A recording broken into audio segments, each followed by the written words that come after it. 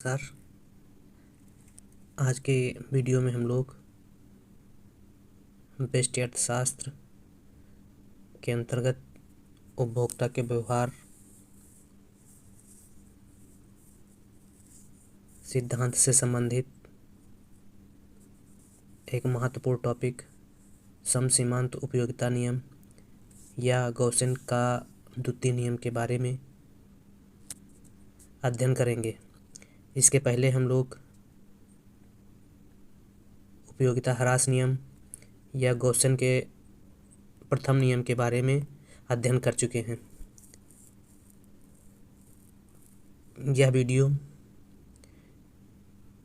मुख्य रूप से class 11, 12, BA, MA, net JRF एवं TGT, PGT की परीक्षाओं के लिए महत्वपूर्ण रहेगी। तो चलिए आज की क्लास स्टार्ट करते हैं और जानने का प्रयास करते हैं कि समसीमांत उपयोगिता नियम या प्रतिस्थापन का नियम या गॉसियन का सेकंड नियम क्या बताने का प्रयास कर रहा है। तो समसीमांत उपयोगिता नियम, प्रतिस्थापन का नियम या गॉसियन का सेकंड नियम उपभोक्ता के व्यवहार को समझाता है। यह नियम जो है उपभोक्ता के व्यवहार से संबंधित सिद्धांत के बारे में बताता है कि उपभोक्ता वस्तुओं को खरीदते समय किस प्रकार का व्यवहार करता है, वस्तुओं का मूल्य ज़्यादा होता है तब किस प्रकार का व्यवहार करता है एवं वस्तुओं का मूल्य कम होता है तब किस प्रकार का व्यवहार करता है।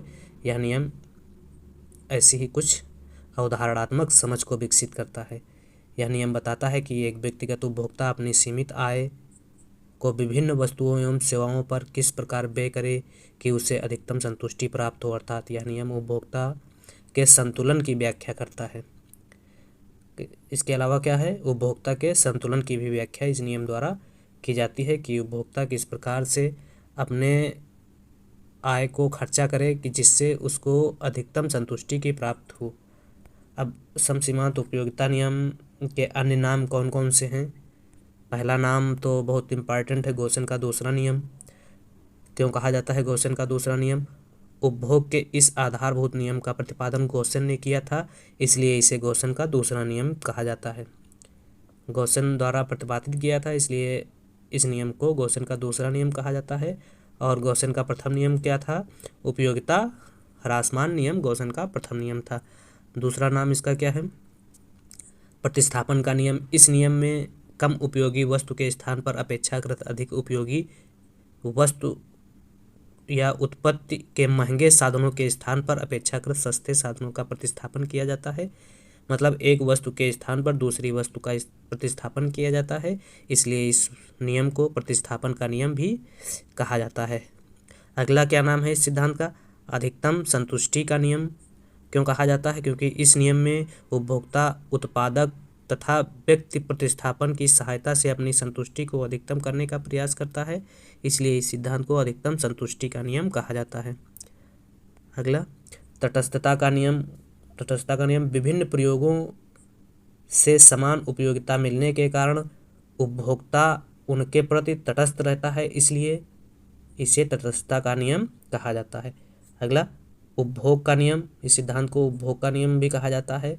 अधिकतम संतुष्टि प्राप्त करने के लिए किस प्रकार उपभोग करना चाहिए, इसकी व्याख्या इस नियम में की गई है, इसलिए इस नियम को उपभोग का नियम कहा जाता है। अगला समसीमांत उपयोगिता नियम या गॉसियन के सेकंड नियम को क्या कहा जाता है? मितव्ययिता का नियम कहा जाता है। क्यों कहा जाता है? अधिकतम संतुष्टि प्राप्त करने के लिए अपने सीमित साधनों को मितव्ययिता से प्रयोग करने के बारे में यह नियम बताता है कि अपने सीमित साधनों को किस प्रकार मितव्ययिता या कम खर्चा करके प्रयोग किया जाए, इसलिए इसको क्या कहा जाता है? मितव्ययिता का नियम कहा जाता है। और आनुपातिकता का नियम या आधुनिक अर्थशास्त्रियों द्वारा आनुपातिकता का नियम इसे कहा जाता है।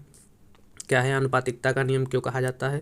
तो इसमें बताया गया है, व्यवहारिक जीवन में उपभोक्ता किसी वस्तु की अधिक इकाइयाँ तब तक खरीदता जाएगा जब तक वस्तु से मिलने वाली उपयोगिता उसके लिए दी जाने वाली कीमत के बराबर न हो जाए, अर्थात वस्तु की सीमांत उपयोगिता तथा कीमत का अनुपात इकाई के बराबर होना चाहिए।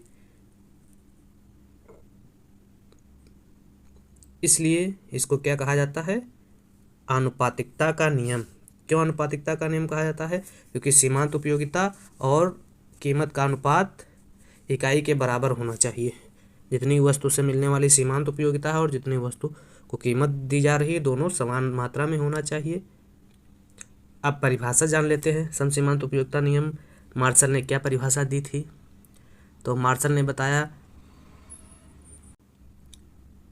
यदि किसी व्यक्ति के पास एक ऐसी वस्तु हो जो विभिन्न प्रयोगों में लाई जा सके तो वह उस वस्तु को विभिन्न प्रयोगों में इस प्रकार बांटेगा कि उसकी सीमांत उपयोगिता सभी प्रयोगों में समान रहे। क्योंकि यदि वह वस्तु की सीमांत उपयोगिता एक प्रयोग से दूसरे प्रयोग की अपेक्षा अधिक है तो वह दूसरे प्रयोग से वस्तु की मात्रा हटाकर तथा उसका प्रयोग पहले में करके लाभ प्राप्त कर सकता है।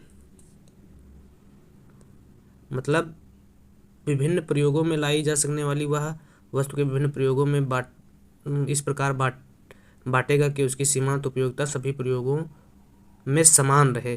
मतलब एक वस्तु को इस प्रकार से प्रयोग करेगा या बांटेगा कि उससे मिलने वाली सीमांत उपयोगिता सभी प्रकार से समान रहे, और दूसरे प्रयोग से वस्तु की मात्रा हटाकर तथा उसका प्रयोग करके पहले प्रयोग करके अधिक ज़्यादा लाभ प्राप्त कर सके। अब इस सिद्धांत की मान्यताएं क्या क्या हैं, क्या मान्यता है जान लेते हैं। उपभोक्ता क्या है? एक विवेकशील प्राणी है और उपभोक्ता दिए हुए आय तथा मूल्य की सीमा के अंदर वह अपनी कुल उपयोगिता को अधिकतम करने की कोशिश करता है। वह उस वस्तु की इकाई पहले क्रय करता है, मतलब उपभोक्ता उस वस्तु की इकाई पहले क्रय करता है जिससे उसे अधिक उपयोगिता मिल रही हो, और उस वस्तु की इकाई बाद में क्रय करता है जिससे उसे कम उपयोगिता मिल रही हो। तो इस प्रकार से मान्यता में लिया गया है उपभोक्ता क्या है? एक विवेकशील प्राणी है। अगली मान्यता क्या है? उपभोक्ता की रुचि एवं फैशन में परिवर्तन नहीं होता है। मतलब उपभोक्ता की रुचि एवं फैशन व्यवहार स्थिर है, और मुद्रा की सीमांत उपयोगिता स्थिर है। मुद्रा की सीमांत उपयोगिता स्थिर है का मतलब ये हुआ कि उपभोक्ता उपभोग के दौरान जैसे जैसे मुद्रा खर्च करता जाएगा उसके पास मुद्रा के स्टॉक में कमी होती जाएगी। फलस्वरूप मुद्रा की उत्तरोत्तर इकाई की सीमांत उपयोगिता क्या होगी? बढ़ती चली जाएगी। पर मार्शल ने मुद्रा की सीमांत उपयोगिता को स्थिर मान लिया था। अगला मान्यता क्या है? उपयोगिता को मुद्रा के रूप में मापा जा सकता है और क्रमागत उपयोगिता ह्रासमान नियम लागू होता है। क्रमागत उपयोगिता ह्रासमान नियम का क्या मतलब हुआ? जैसे जैसे उत्तरोत्तर वस्तु की इकाई का उपभोक्ता करता जाता है तो उससे मिलने वाली सीमांत उपयोगिता क्रमशः क्या होती है? घटती जाती है। यही सीमांत क्रमागत उपयोगिता ह्रास नियम है। यह नियम भी लागू है इस सिद्धांत में। अगला, अब उपभोक्ता का संतुलन क्या है? संतुलन, उपभोक्ता के संतुलन से क्या तात्पर्य है? जब उपभोक्ता सीमित आय खर्च करके अधिकतम संतुष्टि प्राप्त करता है तो उसे क्या कहते हैं? उपभोक्ता का संतुलन। अर्थात कह सकते हैं वस्तु को दी गई कीमत तथा वस्तु से प्राप्त होने वाली सीमांत उपयोगिता जहां दोनों आपस में बराबर होते हैं वही क्या होता है? उपभोक्ता का संतुलन। MUX बराबर PX। MUX बराबर X वस्तु की सीमांत उपयोगिता और PX बराबर X वस्तु की कीमत है। जहाँ दोनों बराबर होंगे वहाँ पर क्या होगा?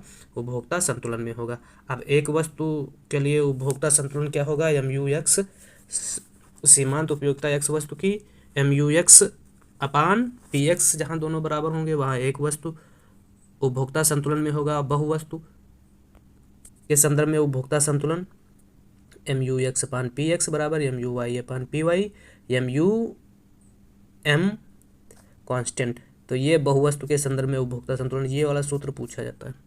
अगले क्वेश्चन, मतलब अगला, मार्शल समसीमांत उपयोगिता नियम के आधार पर उपभोक्ता संतुलन की व्याख्या करते हैं। ये भी क्वेश्चन पूछा जाता है कि समसीमांत उपयोगिता नियम के आधार पर उपभोक्ता संतुलन की व्याख्या किस अर्थशास्त्री द्वारा की गई? तो मार्शल द्वारा समसीमांत उपयोगिता नियम के आधार पर उपभोक्ता संतुलन की व्याख्या की गई। क्या बताया है? MUX अपान PX बराबर MUY अपान PY बराबर MUZ अपान PZ बराबर 1। इसमें X, Y, Z में कोई भी छोटा बड़ा है तो उपभोक्ता XYZ वस्तु की तब तक अदला बदली या प्रतिस्थापन करता रहेगा जब तक कि सभी वस्तुओं से प्राप्त सीमांत उपयोगिता एवं कीमत अनुपात समान न हो जाए। जहाँ पर ये समान होंगी वहीं पर संतुलन होगा। और प्रतिस्थापन भी कर रहा है, इसलिए इसको प्रतिस्थापन का नियम भी कहा जाता है। इस नियम को समसीमांत उपयोगिता का नियम इसलिए कहा जाता है क्योंकि उपभोक्ता संतुलन की स्थिति तभी प्राप्त करता है जब विभिन्न वस्तुओं से प्राप्त होने वाली सीमांत उपयोगिताएं समान होती हैं, इसलिए इसको समसीमांत उपयोगिता का नियम कहा जाता है। अब इसको एक काल्पनिक तालिका की सहायता से जान सकते हैं कि समसीमांत उपयोगिता नियम की काल्पनिक तालिका क्या है। एक में व्यय की गई मुद्रा की मात्रा 1 से 10 तक है, गेहूं से मिलने वाली उपयोगिता और चावल से मिलने वाली उपयोगिता। तो ये सारणी है, इसमें मुद्रा की मात्रा, गेहूं से मिलने वाली उपयोगिता और चावल से मिलने वाली उपयोगिता को दिखाया गया है। माना उपभोक्ता के पास 10 रुपये हैं, किसी उपभोक्ता के पास 10 रुपये हैं, गेहूं एवं चावल 2 वस्तुओं की आवश्यकता है उपभोक्ता की, और गेहूं तथा चावल 1 रुपये प्रति किलो की दर से मिल रहा है। उपभोक्ता 10 रुपये से गेहूं तथा चावल की 10 इकाइयाँ खरीदेगा। अर्थात तालिका से अब क्या है कि पहले उपभोक्ता कितना रुपया किस पे खर्चा करेगा और कहाँ पर उसको संतुष्टि प्राप्त होगी, अब इस तालिका से की मदद से जानने का प्रयास करेंगे। पहले दूसरे रुपये को उपभोक्ता, देखो पहला और दूसरा, ये गेहूं से मिलने वाली सीमांत उपयोगिता 60 और 55 है। 1 रुपया जब खर्चा करेगा तो 60 इकाई की उपयोगिता मिलेगी सबसे ज़्यादा, और जब 2 रुपया खर्चा करेगा, दूसरा रुपया जब खर्चा करेगा तो 55 उपयोगिता प्राप्त होगी। तो पहले दूसरे रुपये को उपभोक्ता गेहूं पर खर्चा करेगा, तीसरा रुपया चावल पर व्यय करेगा क्योंकि अब गेहूं की तुलना में चावल से अधिक उपयोगिता मिल रही है। पहला दूसरा गेहूं पर, तीसरा चावल पर व्यय कर रहा है।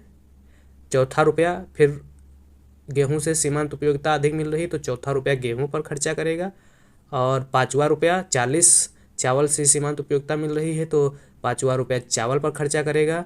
छठा रुपया 35 गेहूं से सीमांत उपयोगिता मिल रही है तो गेहूं पर खर्चा करेगा, और सातवां भी गेहूं पर ही खर्चा करेगा क्योंकि 30 मिल रही है, उधर 28 कम है। और 8वां रुपया 28 रुपया मतलब 28 उपयोगिता मिल रही है तो चावल पर खर्चा करेगा, और 9वां रुपया 25 इकाई उपयोगिता मिल रही है चावल से तो चावल पर खर्चा करेगा, और 10वां रुपया गेहूं पर खर्चा करेगा, गेहूं से 25 इकाई उपयोगिता मिल रही है। तो इस प्रकार से 25 इकाई गेहूं और 25 इकाई चावल आपस में बराबर हो जा रहे हैं। यहाँ पर उपभोक्ता संतुलन में होगा।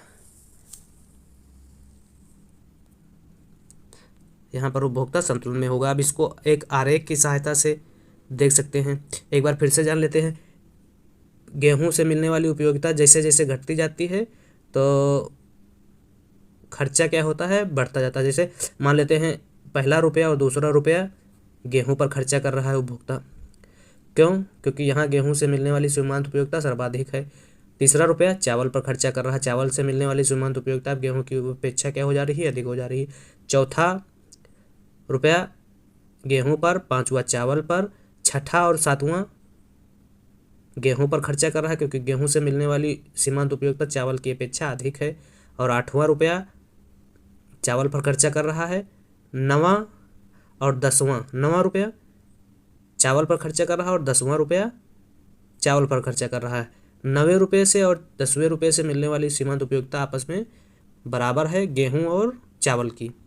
अब इसे एक आरेख की सहायता से जान सकते हैं क्या है। इस प्रकार क्या है आगे बताया गया है। इस प्रकार उपभोक्ता अपने 10 रुपये में से 6 रुपये गेहूं पर और 4 रुपये चावल पर व्यय कर देता है, और उपभोक्ता को सबसे ज़्यादा 394 रुपये के बराबर क्या होती है, उपयोगिता प्राप्त होती है। ये 6 रुपये किस पे, गेहूं पे खर्चा कर रहा है और 4 रुपये चावल पे खर्चा कर रहा है उपभोक्ता। अब रेखा चित्र में क्या बताया गया है, एक तरफ एक्स अक्ष पर मुद्रा की मात्रा ली गई है और वाई अक्ष पर सीमांत उपयोगिता ली गई है।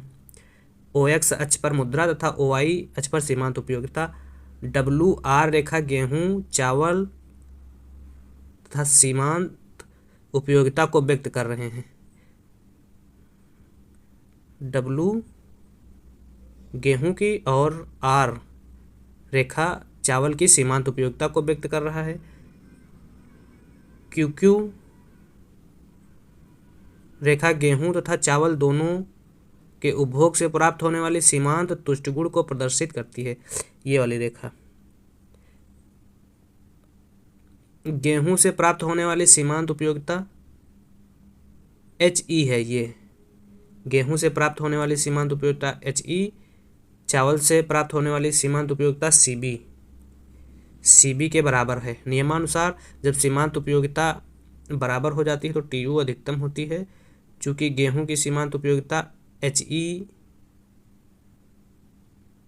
चावल की सीमांत उपयोगिता CB के बराबर है, इसलिए उपभोक्ता 10 रुपये में से 6 रुपये गेहूं पर और 4 रुपये चावल पर व्यय करता है, तब उसे अधिकतम संतुष्टि की प्राप्ति होती है। इस आरेख में बताया गया है कि उपभोक्ता 10 रुपये में से 6 रुपये गेहूं पर, ये HE 6 रुपये गेहूं पर और 4 रुपये चावल पर खर्चा कर रहा है, तब उससे क्या होता है, उपभोक्ता को संतुष्टि, अधिकतम संतुष्टि की प्राप्त होती है। अब समसीमांत उपयोगिता का महत्व क्या है। प्रतिस्थापन का सिद्धांत आर्थिक क्षेत्र के लगभग प्रत्येक क्षेत्र में लागू होता है। अब प्रत्येक क्षेत्र कौन कौन से हैं। उपभोग के क्षेत्र में महत्व, उत्पादन के क्षेत्र में महत्व, विनिमय के क्षेत्र में महत्व, वितरण के क्षेत्र में महत्व और राजस्व के क्षेत्र में महत्व। आगे समसीमांत उपयोगिता नियम अर्थशास्त्र का एक अत्यंत ही महत्वपूर्ण तथा व्यापक सिद्धांत है। अनेक आलोचनाओं के बावजूद भी इस सिद्धांत का व्यवहारिक तथा सैद्धांतिक महत्व कम नहीं हुआ है। भौतिक शास्त्र के नियमों की तरह भले ही यह सत्य न हो, पर इतना अवश्य है कि जाने अनजाने में हम इसका प्रयोग अवश्य करते रहे हैं, क्योंकि सामान्यतः हम विवेकशील हैं तथा अपने अधिकतम कल्याण का ध्यान रखते हैं। मार्शल के अनुसार अधिक अनुसंधान के प्रत्येक क्षेत्र में हम समसीमांत उपयोगिता नियम का प्रयोग करते हैं। कृषि क्षेत्र में सीमांत उपयोगिता नियम का प्रयोग कैसे किया जाता है। किसानों के सम्मुख प्रायः अपने खेत में किस फसल का उत्पादन किया जाए और कौन सी सीमित तकनीकियों में कौन सी तकनीक का प्रयोग किया जाए, इसकी समस्या होती है। इस समस्या के चयन के लिए समसीमांत उपयोगिता नियम का प्रयोग किया जा सकता है। और राजस्व के क्षेत्र में बताए ही, वितरण के क्षेत्र में, विनिमय के क्षेत्र में, उत्पादन के क्षेत्र में और उपभोग के क्षेत्र में समसीमांत उपयोगिता नियम का विश्लेषण या महत्व रहता है। तो इस प्रकार से आज के सिद्धांत में हम लोगों ने समसीमांत उपयोगिता नियम सिद्धांत का विश्लेषण किया और इसके बारे में अध्ययन किया। अगले वीडियो में हम लोग मांग वक्र के बारे में, मांग की परिभाषा एवं मांग फलन के बारे में पढ़ेंगे, जिसको मांग सारणी एवं आरेख की सहायता से भी जानने का प्रयास करेंगे।